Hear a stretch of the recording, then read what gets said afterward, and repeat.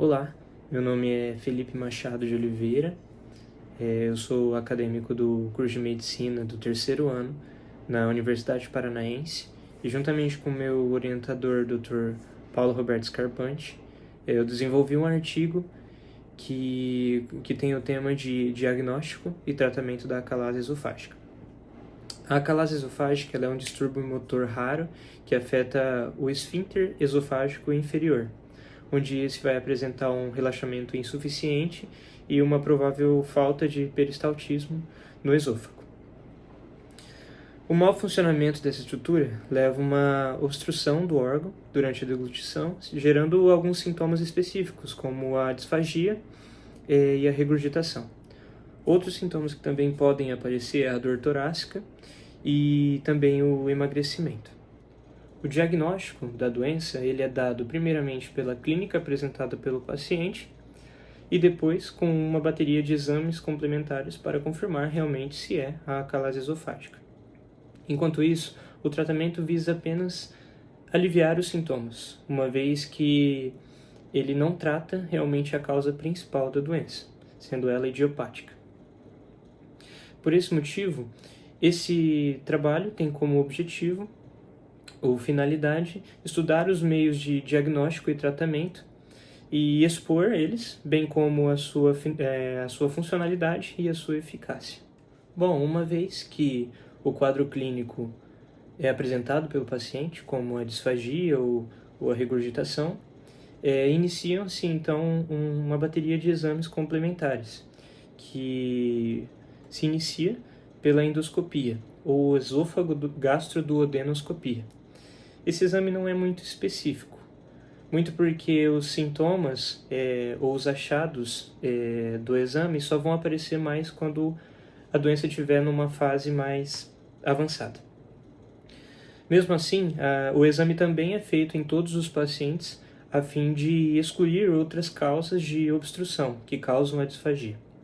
A ingestão de bário também é uma opção para diagnosticar a doença, uma vez que ela pode mostrar sinais característicos da doença, como a tortuosidade esofágica ou uma dilatação esofágica, ou também um sinal chamado sinal de bico de pássaro. Sobre o padrão ouro para o diagnóstico, nós temos a manometria de alta resolução, que é um pouco mais recente. Essa manometria ela vai medir a pressão e o tanto que o esfíncter está relaxando, bem como a ausência ou a presença do peristaltismo esofágico. Esse exame, por ele ser muito caro e por vezes muito específico, ele acaba sendo um dos últimos exames a serem feitos. Por esse motivo, o diagnóstico da acalase ele se torna um pouco demorado. Bom, uma vez que a doença é diagnosticada, torna-se necessário o alívio dos sintomas com o tratamento. Dentre os tratamentos possíveis para essa doença, nós temos os invasivos, os menos invasivos, os mais caros e os menos caros. Dentre os menos invasivos, nós temos a injeção de toxina botulínica por via endoscópica e o tratamento com fármacos, como a nifedipina, por exemplo. Apesar de serem bons os tratamentos, eles não têm uma durabilidade muito alta, sendo assim, não são muito escolhidos pelos pacientes. Outra opção para o tratamento seria a dilatação pneumática ou dilatação por balão. Ela apresenta um custo mais favorável, porém há relatos de que depois de 4 ou 6 anos do procedimento, os sintomas voltam a aparecer.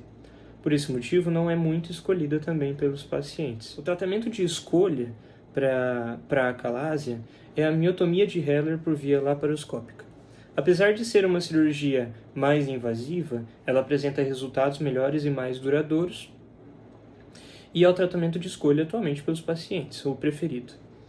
Por outro lado, ela também tem controvérsias, como o aparecimento ou desenvolvimento da doença do refluxo gastroesofágico, que está presente em grande parte dos pacientes. Surgiu uma cirurgia denominada POEM, ou miotomia perioral endoscópica.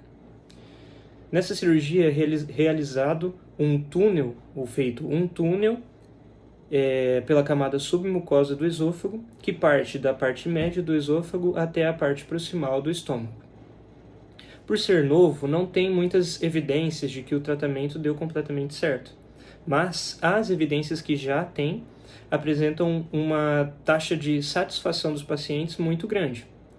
Pode também ser desenvolvida a doença do refluxo gastroesofágico, mas com uma incidência menor do que a miotomia de Heller, o que sugere que esse tratamento seja o de escolha. Por fim, podemos concluir que a calásia é um distúrbio que, embora seja raro, necessita de um diagnóstico preciso a fim de determinar um tratamento também específico que atenda à individualidade de cada paciente, sempre levando em conta as preferências e as opções de cada um e sempre também informando eles sobre o procedimento e sobre as controvérsias que cada um pode apresentar.